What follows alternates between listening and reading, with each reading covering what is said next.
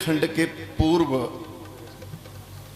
आज से 5,500 वर्ष पहले की स्थिति को देखें तो हमारा वानपुर आज से 5,500 वर्ष पहले यहाँ था, आज भी है और आगे भी रहेगा।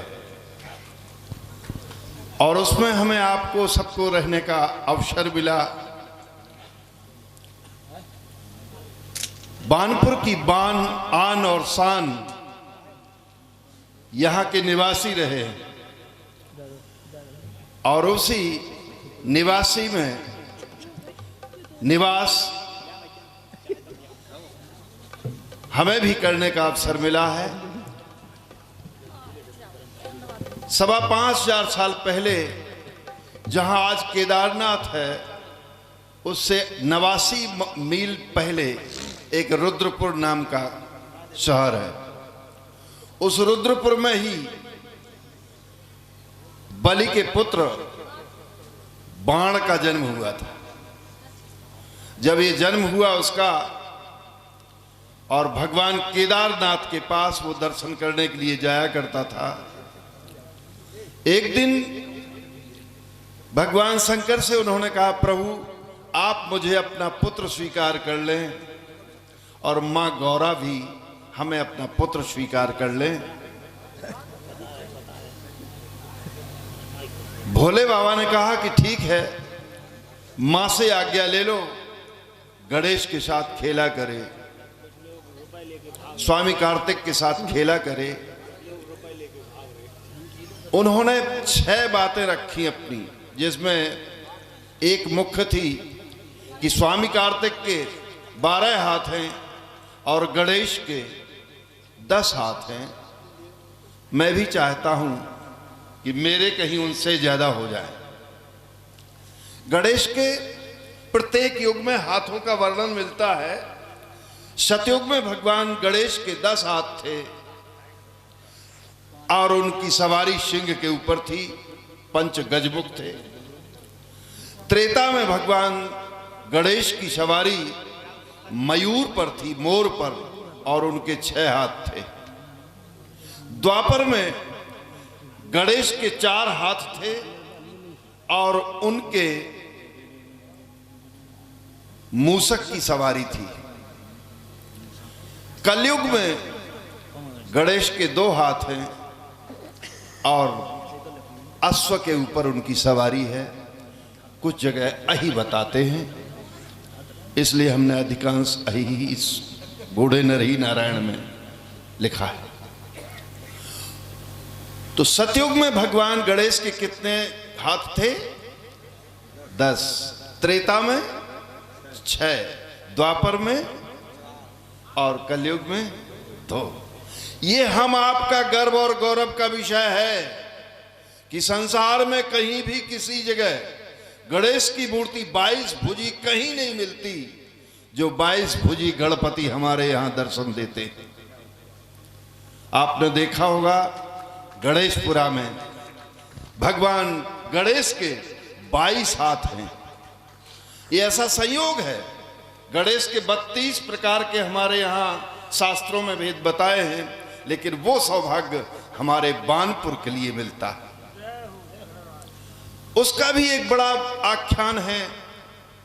चूंकि यहां हम अपने परिवार में बैठे हैं और इस परिवार में जब हम मूल दृष्टि के लिए और मूल रूप में ऐसा कह दिया गया है, और ये एक साधारण व्यक्तित्व नहीं है जिनके द्वारा ये कहा गया है, लेकिन ये अकिंचन है।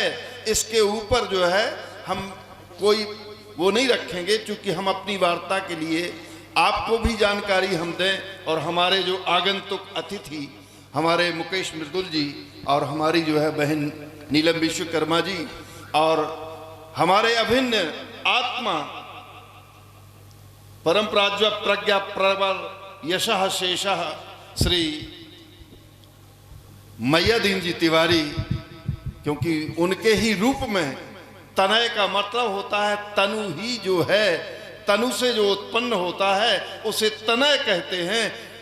एक बात कहनी है हमको चुपके चुपके आपसे, मानो या मत मानो यारो, बेटा बढ़ गया बाप से।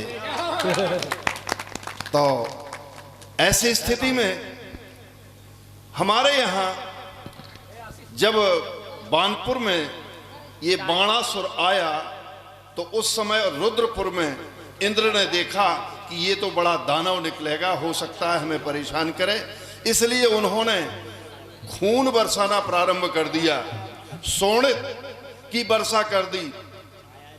और उन्होंने कहा, माने लोहिता ने,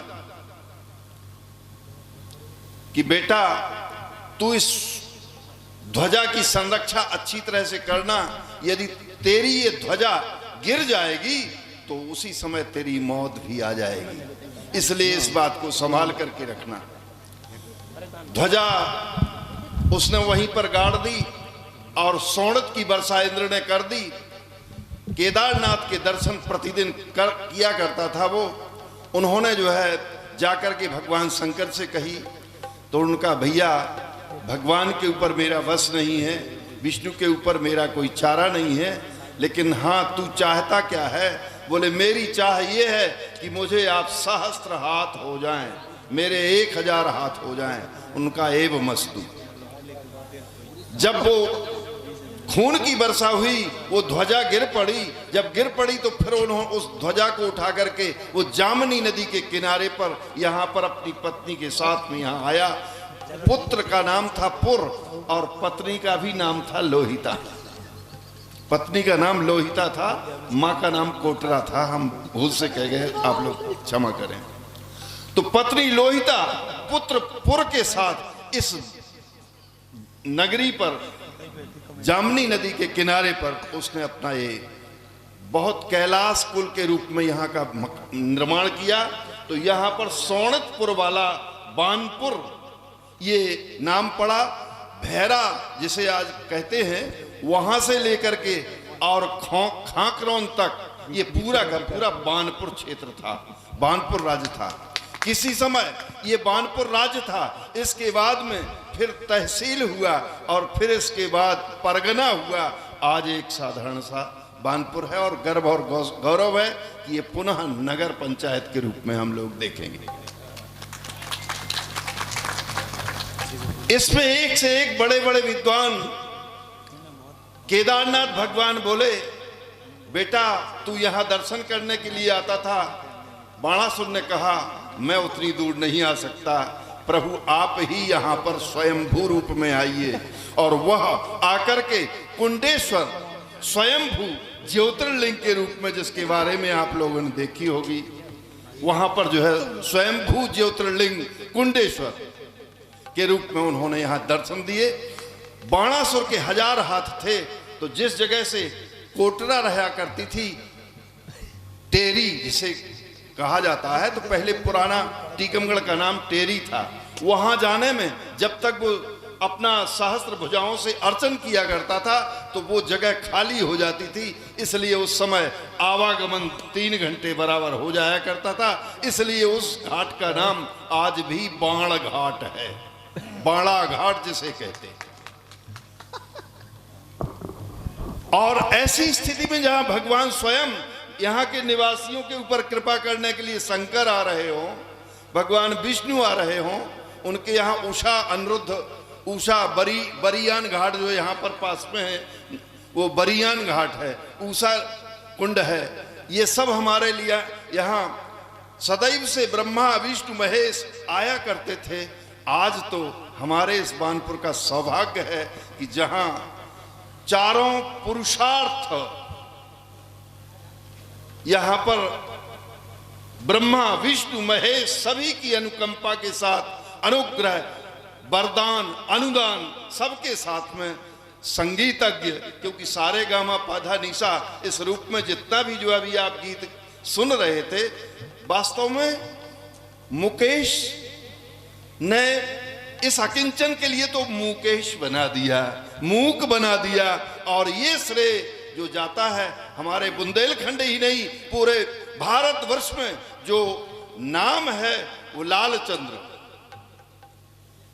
पूरे भारतवर्ष में जहां भी कहीं पर ये कीर्तन कंपटीशन का नाम देखेंगे या कीर्तन कलाकार, अद्वितीय कलाकार की दृष्टि में यदि हम देखें तो हम पाते हैं यही नाम हमें हर समय दिखाई देता है।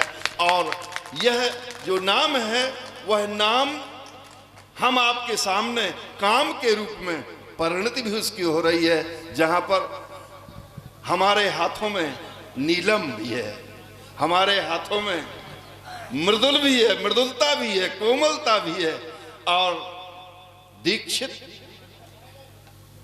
हालाम पिबति दीक्षितस्य मंदिरे सुप्तम निशायाम गणका ग्रहेषु निस्संक निर्लज रतिम करोति विराजते कौलव चक्रवर्ती।